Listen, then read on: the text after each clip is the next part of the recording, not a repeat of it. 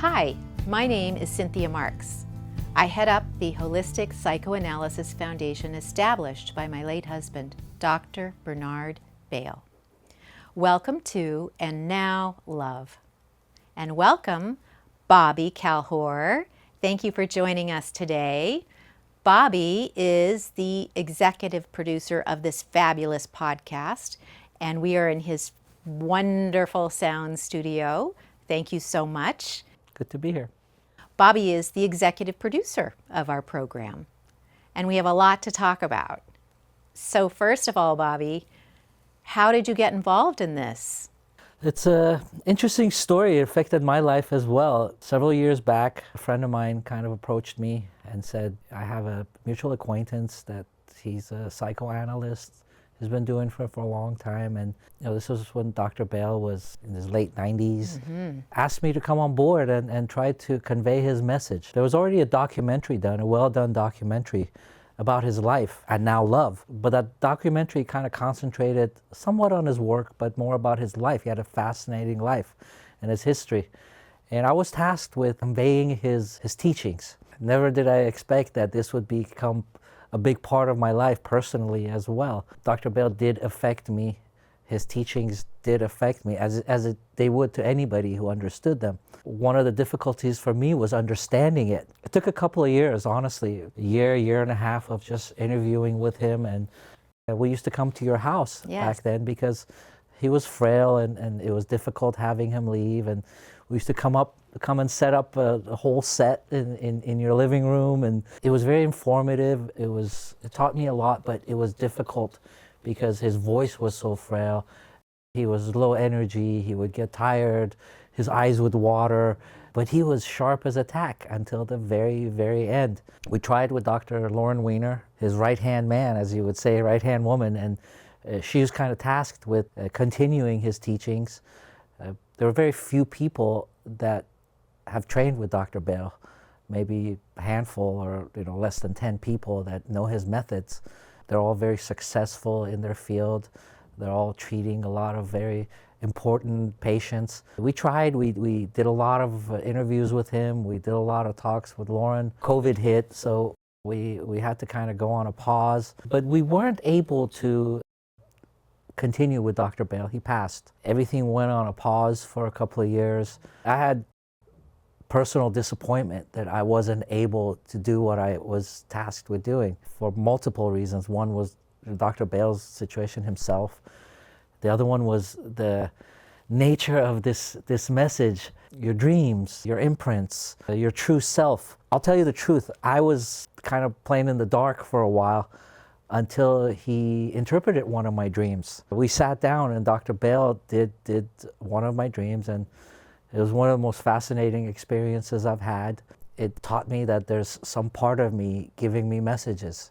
Now, I've been missing these messages my whole life, but with that session that I had with him, and him interpreting this, I discovered what it is that he's talking about, that what you guys are talking about. And unfortunately, he passed after that, and I didn't get a chance to fully bring his ideas to life. But they stuck with me. The concept of my dreams, the concept of my mind, my unconscious, giving me certain messages that will help me in life. It stuck with me, and years later, a couple of years after he passed, you and I spoke. It was on your conscience, it was on my conscience that he asked us and several other people that are very close to him to continue with this message. Thanks to you kind of putting yourself out here. I know it's not easy, you're not a media personality, but you were one of the closest people to him in his life, and I know that he shared with you, you were his confidant, and it helps with having you here talking to those people that were very close to him, his inner circle, Lauren, her father, a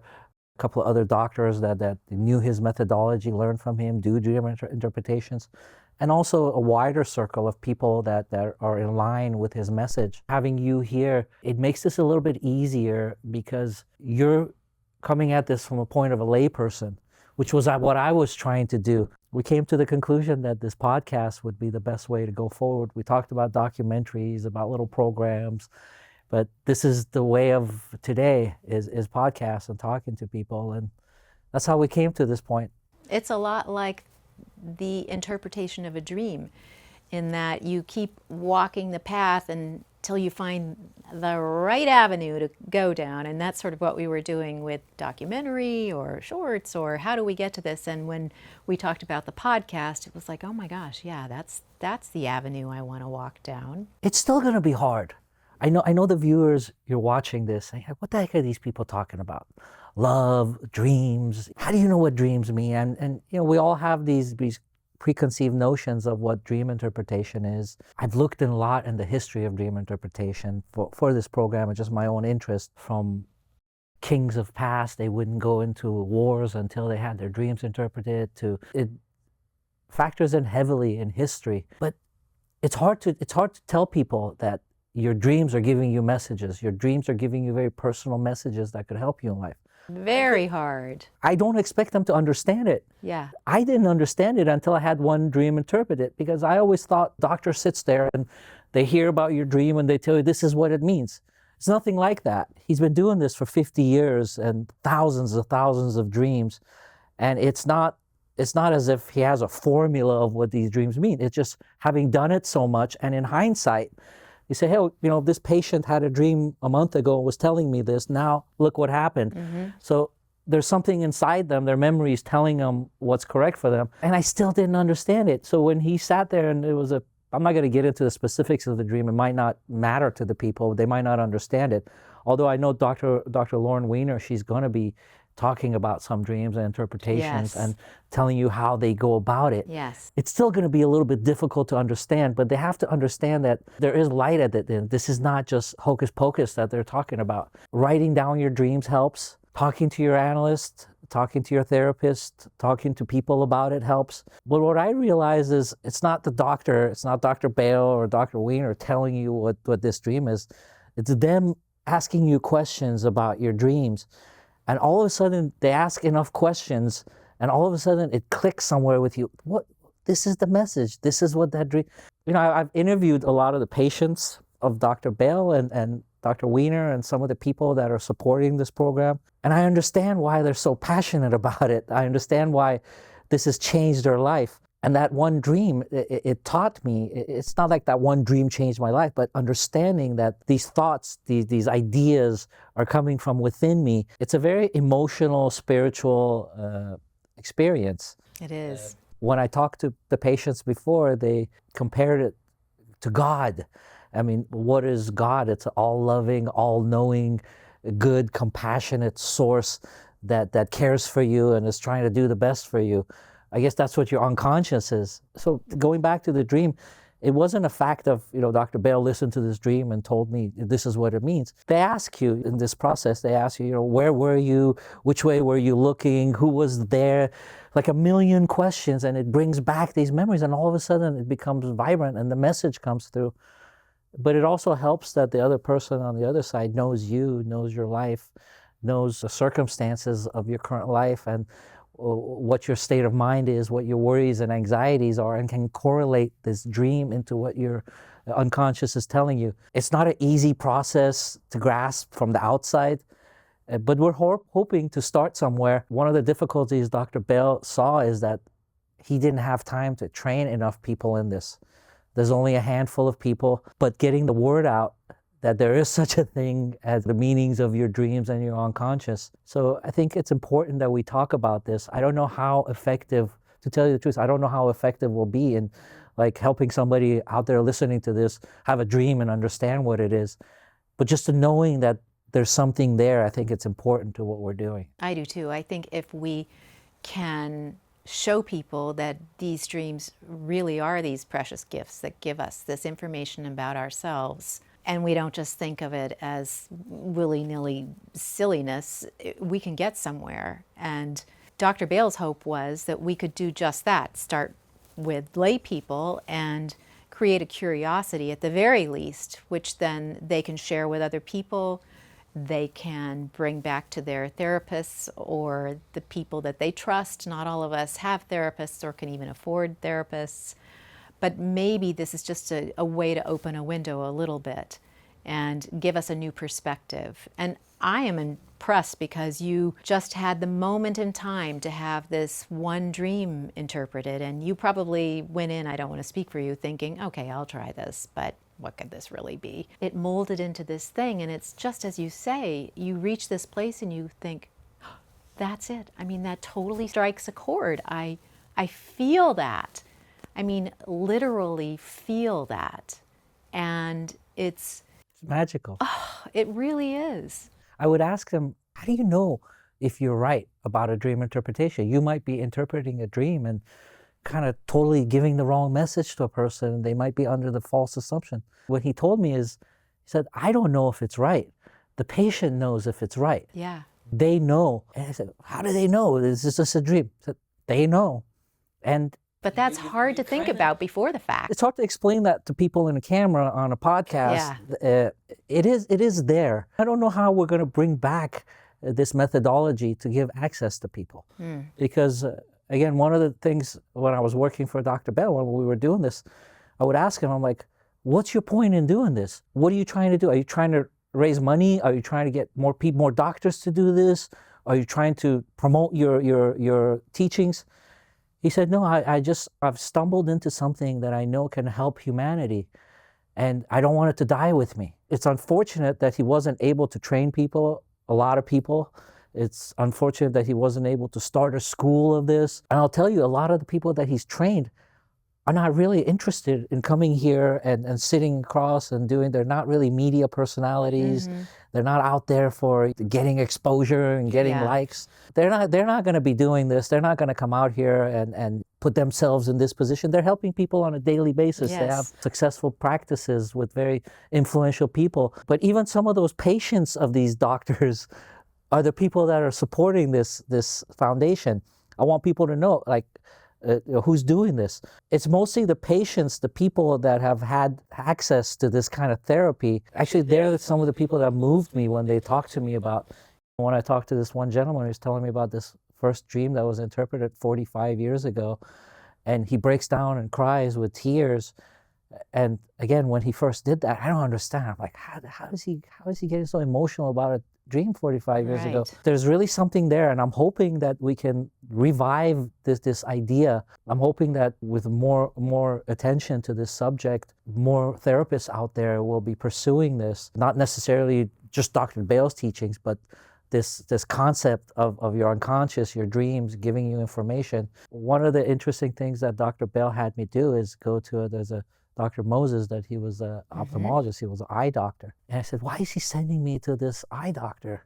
He was an older gentleman, kind of like Dr. Bell. And I went there and he had all these refractory lenses and stuff, and was trying to increase my capacity to observe things through my eyes. And I realized, what he was telling me is, like, I'm sitting here from you, you're sitting here from me. I see you sitting there, but there's a lot of things in the background that my conscious mind is not observing, but my unconscious remembers how many tile panels are on that wall, how many leaves are on that flower. Your brain absorbs these and has this information, but your conscience is only able to kind of calculate 2 to 5% of it. Where does the 95% go? Well, it goes in your unconscious. How does your unconscious convey these messages to you, this information to you? It does through your dreams.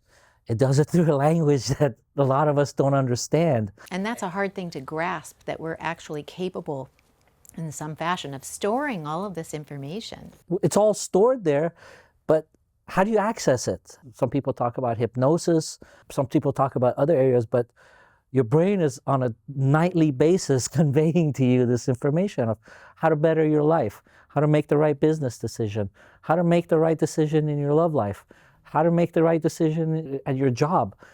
It doesn't necessarily have to be profound things, but it's just there trying to help you how to do things right. That's a fascinating part of this that grasped me, and it pulls you in. He had a larger philosophy of what this was supposed to do, which goes to you as a fetus. He analyzed you as a fetus, not when you were born, even before then, that you're a culmination. It starts with your mother. It's your father and family and stuff, but the mother is the most important factor. She's carrying you. She's carrying you. She needs to survive. It's the thing that's lasted forever. The mother needs to survive. The mother has these fears and anxieties and things that scare her, things that worry her. And from the time you're in the fetus, it's put inside you, and the fetus absorbs it because it wants the mother to survive. Dr. Lauren Weiner explains this much better than I do. I'm looking forward to people understanding the concept of this and then learning the details of it from the experts. But that's a fascinating thing, that the whole thing Dr. Bale tries to do is peel all these layers, this onion of imprints and fears and anxieties, and get to the core person of who you would have been if all these things didn't come and influence you. Of course, the influence is part of life, but still there's a core human being under there. The major part of this is happiness. It's not necessarily making money, success, being happy. Again, I interviewed some of the patients that go through this, and I was asking, well, this is what helped you succeed. They're like, no, I was rich. I was really successful, but I could never be happy. I learned to be happy with it. And this whole concept of love, it seems kind of sometimes hokey. You're just talking about love, but there's a deeper definition of love that he talked about, and it comes from this understanding. Love comes from truth. Love's from knowing yourself, knowing who you are. Then you can love the world around you. It was a very deep message. Kind of, I do a lot of different projects for different people, different ideas, but this one kind of touched me personally. That's why I'm here with you doing this. And I realized, some of our viewers, I think, what are these guys talking about? This seems oversimplified. Mm-hmm. It's not. There's a lot of substance to it. It's difficult to convey it in one message. It took me a couple of years, and even after that, I couldn't really understand it fully until I had a dream interpretation. But I hope we can do a little bit better than I was able to do learning this. Well, love is this word that we just throw around and attach to all sorts of things. So I think when we typically think of love, we don't think of it in the terms that Dr. Bale did. And basically, that's it. It's truth. And you just start with love, and we're not going anywhere until we all figure out what love really is. And it's more than figuring it out, it's feeling it and knowing what that feeling is, and then making sure you share that feeling with the people around you. That's why I think it's more natural when we do this with you. And I think the fact that you're doing this from a layperson's perspective, which is how you learned this concept. You're not a psychoanalyst, you're not a psychiatrist, but the fact that you're here asking the questions of these experts, and you're trying to help the audience understand this difficult concept, maybe that gives us a better advantage of being able to convey this message. Maybe. If you can convince me, maybe I can convince some of our audience. I don't want you to undersell yourself, because you were trained with him for a long time. Yes. And there is a difficulty of this message in the psychoanalysis field. Mm-hmm. I had access to Dr. Bale's archives. This is not a new message. He's been fighting for this for years, for decades, like 30, 40 years. He's had this theory. He's been working on it. He's out there fighting, and I've seen him, he's at conferences, at talks where everybody just shut him down, tackles him, just tries to knock him down at every point.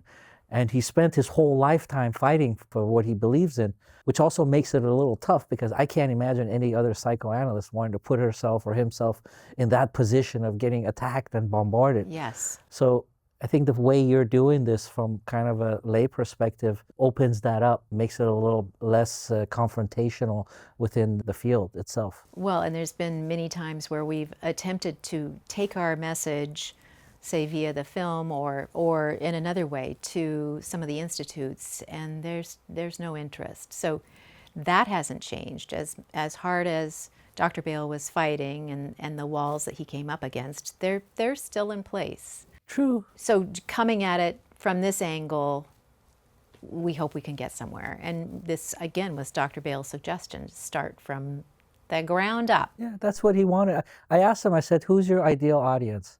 He said people of birthing age, young people, particularly women, because they can change. They can change the world. That's the next generation. Yes. Not that, like, for somebody like me in their middle ages, this message is not important. I'm not having children. I'm not creating the next generation. Yeah.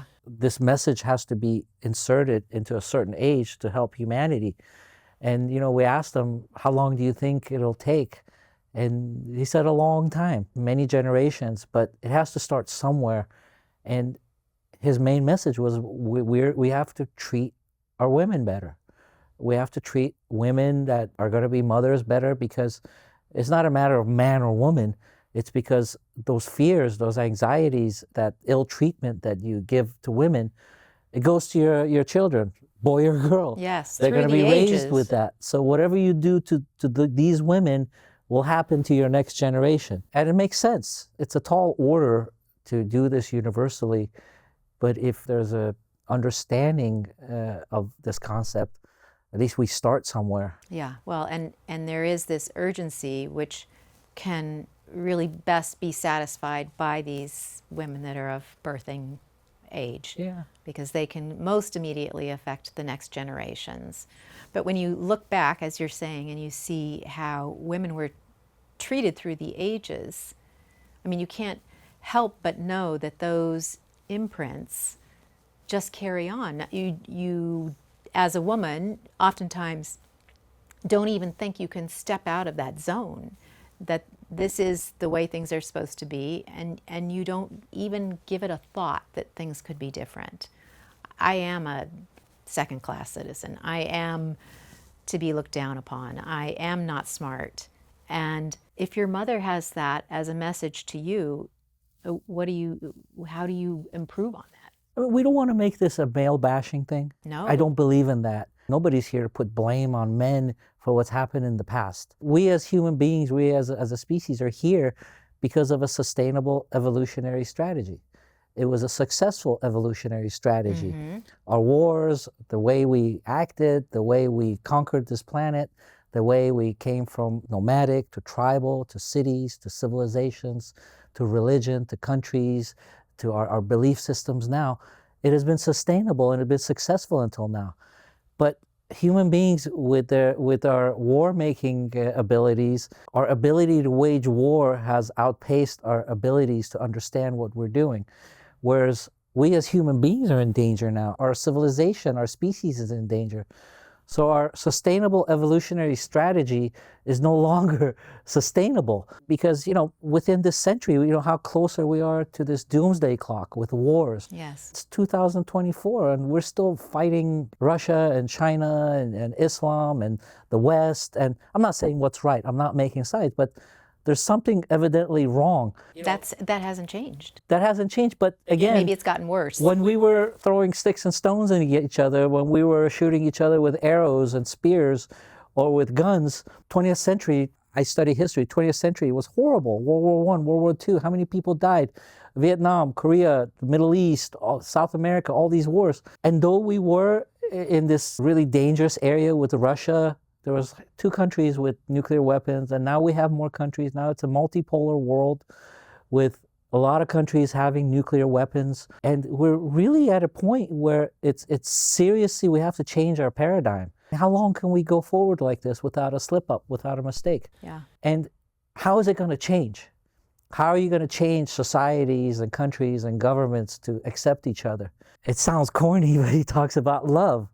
And again, what is that love? That love is understanding. That love is empathy. That love is understanding. We're all a part of a thin biolayer on this ball of rock, which is encircling another ball, which is in a nuclear fusion. Unless we see each other as this and see the bigger picture, and the bigger picture, where is it? It's in our minds. It's in our unconscious. Mm-hmm. It's in our souls. That's what religion has always tried to achieve. I think religion always tapped into our unconscious, our spirituality. And this is another way of scientifically trying to tap your spirituality, your unconscious, your deeper mind. Again, I'm not the expert on this, but what I've learned and what I've discovered, it's made it that it's a worthwhile pursuit for me to, even though Dr. Bale's not around, I know Dr. Lauren Weiner has a lot to teach. I know Dr. Alan Weiner has a lot to convey. I know there's a lot of smart people that have followed with this, and I'm hoping that we get some of them to come out here. I'm hoping we get some of the people that have benefited from this to come out and talk about it, It's a very personal thing to come and talk about your dreams, but I'm sorry to say it, but most of these doctors are treating very well-off people because those are the only people that have the means to access this kind of information. I mean, me as a layperson, I don't know if I would ever had access to a Dr. Bale to tell my dream and interpret it, but this needs to be accessible to the masses and not just a few fortunate people. And I'm happy to know that several of these fortunate people that have benefited from this are actually supporting this program to get this information out. Yes, me too. It's wonderful. And it is a bit of a challenge, I think, to share something so personal, a dream that changed your life or a set of dreams that turned you into a completely different being. You know, it's emotional. It's a lot to bring forward, and I'm so impressed with these people that are offering that up for us. They know they've been blessed with something really good in their life and they want to share it. So let me ask you a question, for our audience? Sure. They probably want to know, what is she doing? Why is she doing this? I know you have a very comfortable life. You don't need to be doing this. You have your own business and you're very busy. I want you to explain what it was that made you want to do this, spend this time, energy, put yourself out here in the public eye where I know it's not the most comfortable place for you. It's new to me. It's new to you. What made you want to do this? Well, it is, as you say, Dr. Bale lovingly came to me and said, if it's in your heart to bring this in some fashion to the world in a little bit or in a big way, please go. That would be fabulous. But if not, you know, I still love you to pieces, and there you go. But he so changed my life. I mean, clearly he was a man that I was in love with. His loving support changed my life. I feel like what we're talking about, I have to a large degree achieved. There's more to come. I think for the rest of my life I'll be growing and learning, but I've been able to uncover a good part of who I know I truly am and the feelings, basically love, that is associated with knowing who I truly am. I'm not that thing that needs to get good grades. I'm not that thing that my father thought I should be. I'm not that thing that has to show up a certain way in the neighborhood, whatever it might be.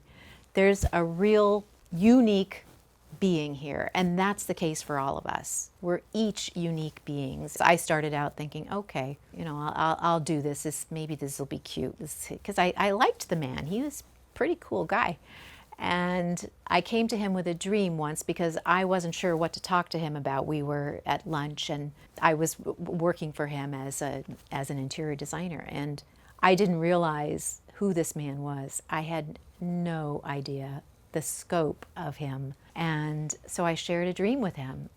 And he at that point did not interpret it for me, but he heard it and he said, okay, I know this woman and I want this woman in my life. This probably sounds crazy, but his understanding of my dream and my understanding of my dream in this weird set of circumstances showed us how much we loved each other. And I was basically saying to him via the dream how much I loved him. And I didn't even know it. And when I finally came to know that and see that there was a way for me to access this precious thing that I didn't really understand, but I could sort of get little twinklings of around the fringe. Oh my gosh, I thought, it's all right there.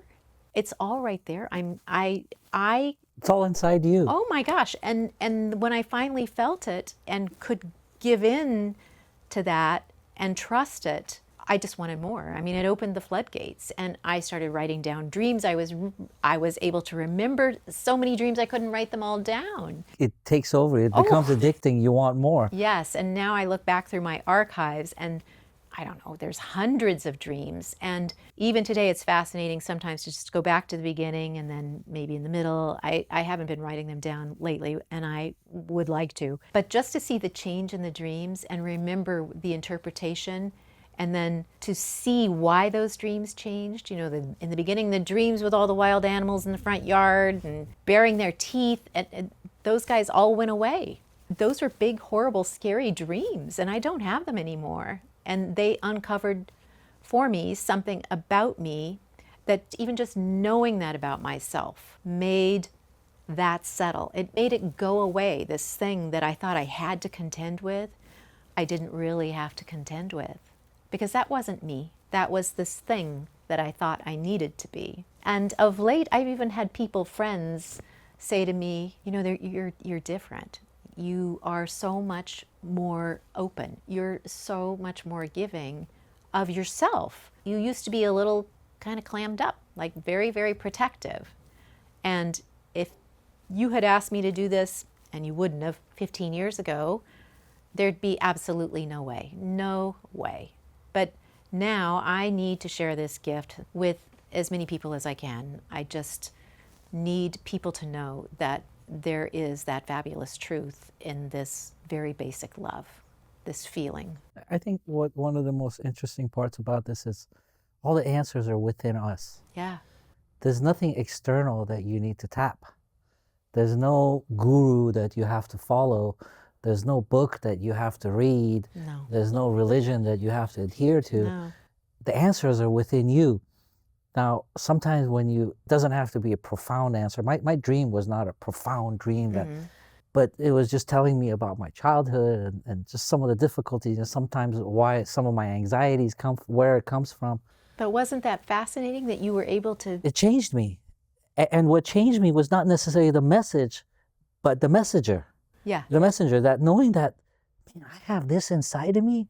I have this ability, this source of knowledge inside of me. And that you know you can somehow access that. It's not, it exists. It's loving. I mean, who loves you more than yourself? Who cares for you more than your conscience and your all-knowing mind of knows you, knows everyone you've met, knows every experience you've had, knows every good part, bad part, insecurity, and is giving you messages of, hey, this is what you should do. This is how you should behave to be happy, to get through in life. Again, a lot of people compare it to God, Yes. which is, again, it's this all-knowing entity which is loving and caring and wants the best for you and gives you good advice. But sometimes when you actually hear that internal voice, you see that internal message, it's like, where is this coming from? Is this God telling me? No, this is myself telling me. Yeah. You don't go back to being the same person. I only regret that I didn't have a chance to do more. It was right before he passed. He did this couple of dreams with me, but it stuck with me. And again, I don't have answers for people, but I encourage people to write down their dreams. Yes. Night you wake up, you write it down, think about it, talk to people about it, talk to your therapist about it, talk to your loved ones about it. Compare it. I know Dr. Lauren Weiner was going to be talking about some dreams and some interpretations of how these doctors come to these conclusions. Maybe it'll shed some light for people and they'll be able to have more insight into it. I think we'll be able to see if we write down enough dreams as lay people. You'll start to see your own symbols. You'll start to see patterns. Like, why am I always wearing a white shirt? And you can start to think about that. Well, you know, what in my life makes me think of a white shirt? Why that? Or why am I thinking about my school teacher from the 3rd grade?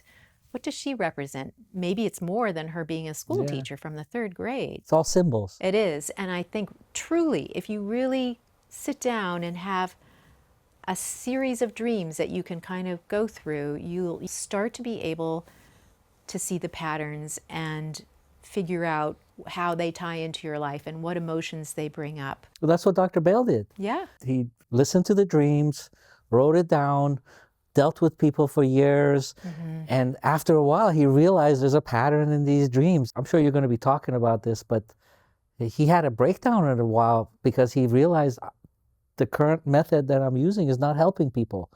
And he said, I got sad, I stopped working, I went into depression myself because I thought I'm not helping anybody. This was his revelation, and he came back with this. He said, it brought me out of my depression because I realized I figured out how to help people. Yeah. I've decoded these messages that our minds are giving us. He's gone. There's some people that know his methodology, but the truth of what he spoke is there. It is. So we can follow it. Other people can follow it. Other people can tap it. That's kind of what we're doing here, I guess. Yeah, it would be such a treasure if we had him here with us. We'll try to bring him in. I have some old archival stuff.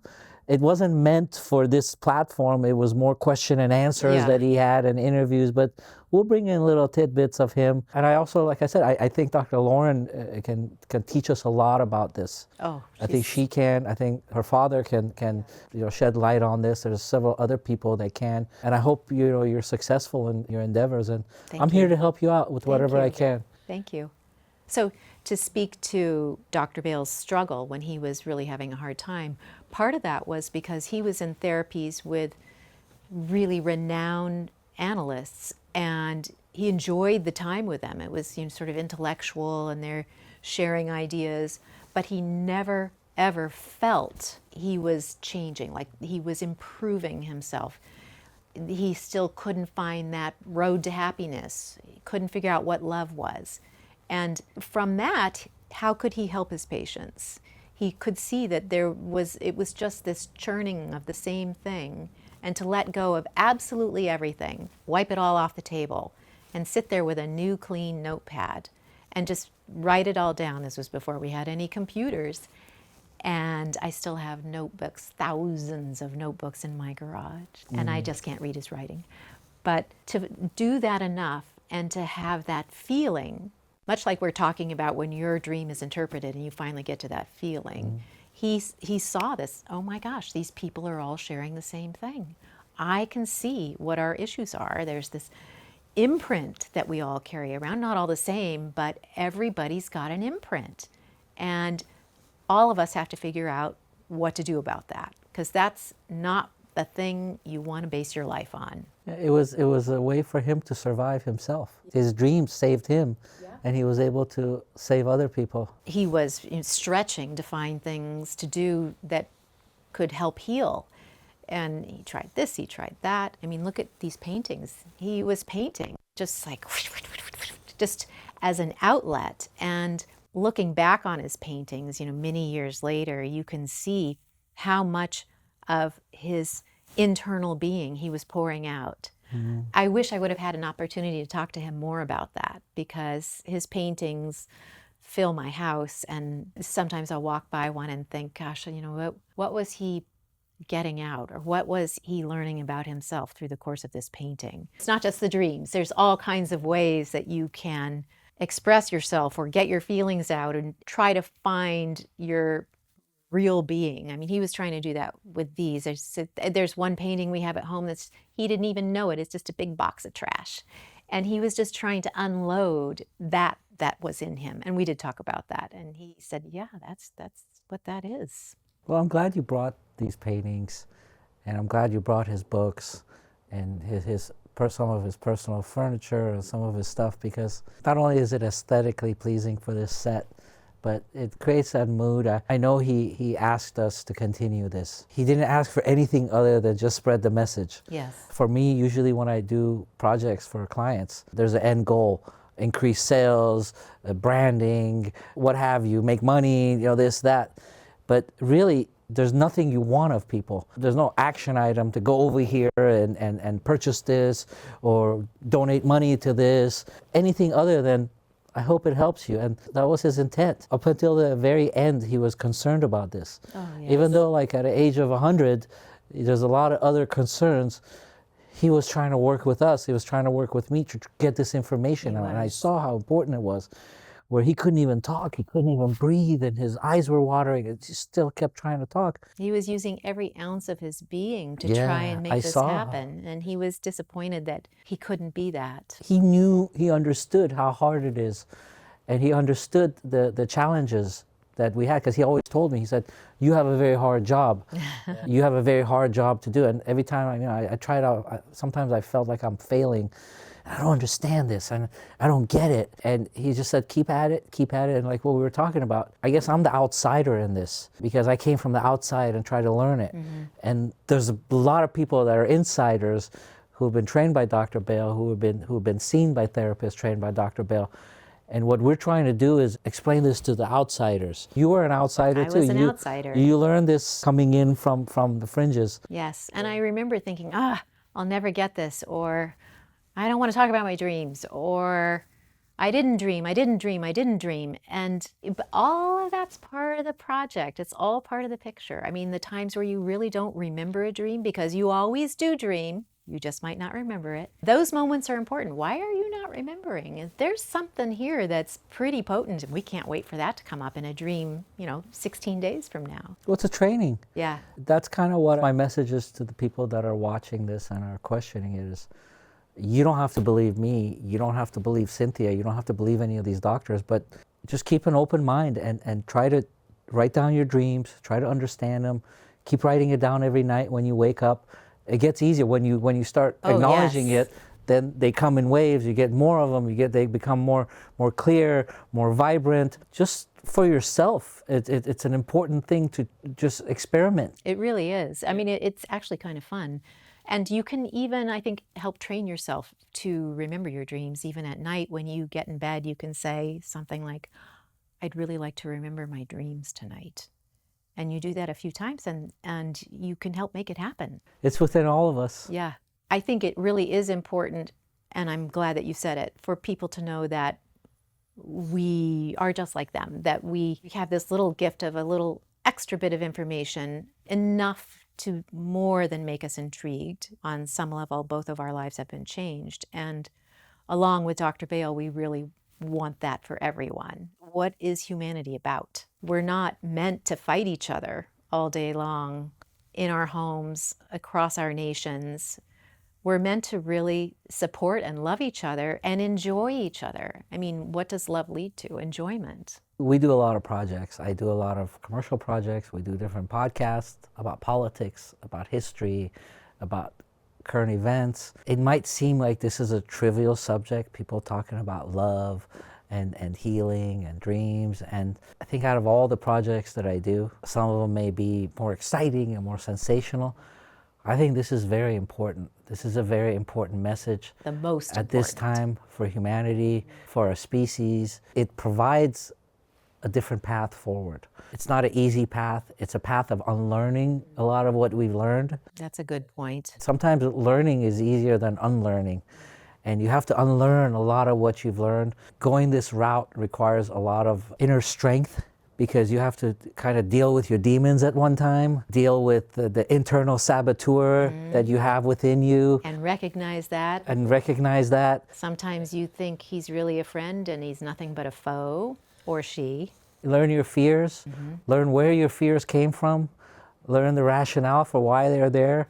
You deconstruct those, whether they're from your mother's imprint, there's other imprints that were handed down to you through life. You get to the core, and that's what all the major philosophies, religions, practices were, to try to give you peace of mind, to try to give you love, to try to give you comfort. This is another path to that same direction. It's a vital path because it tries to access something others don't, which is your unconscious. And some people say subconscious, but Dr. Bale said there's no subconscious. There's the unconscious and the conscious. Your unconscious is trying to convey this information to your conscious, and you need to learn this exchange of information. You need to learn this language. You need to learn how this is trying to tell you these things. And I think when people think about it, they all know that this is here. We all have that. There's not a single one of the people out there that doesn't have dreams and wonders like, what the heck does this mean? Yeah. So this is a way of finding out. Again, I'm not saying we're going to have all the answers, but sometimes asking the right question points you towards the answers. I mean, wouldn't it be nice if, rather than say doing everything we can to support our opinion, right or wrong, or what, it doesn't matter what anybody thinks, instead of making that the focus, listen to the other person that you're trying to press this opinion on, and hear them, to really hear them. And I think that is a gift, a giant gift that comes from this. That's love. Being able to listen to those, especially when you're pretty sure you don't like their opinion, but to be able to hear them out and to let them have their opinion and to be able to still love them. It's such an easy time to hate people. It's such an easy time to make sides and say, I'm on this side and I'm against the other side. So easy. Whether within America, within the world, within every society, there's fractures, there are ridges, there's breaks. And now it's even drifted down into, our nuclear families. Yeah, maybe this is a path forward. We're going to be exploring this together. Well, thank you so much. I love talking with you today. And we may end up doing this again. I'd love to. I think you have a lot of, I know you have your guest list of who you're bringing. We're busy You have for a a lot while. of interesting people to bring in. I hope to come back at one time, but I think there's a lot of learning to do. You have a lot of people to bring in here and expose to the audience. Let's see how we go. All right. Well, thank you again. And thank you, listeners and viewers. I'm here learning with you, and we look forward to seeing you next time. This is And Now Love.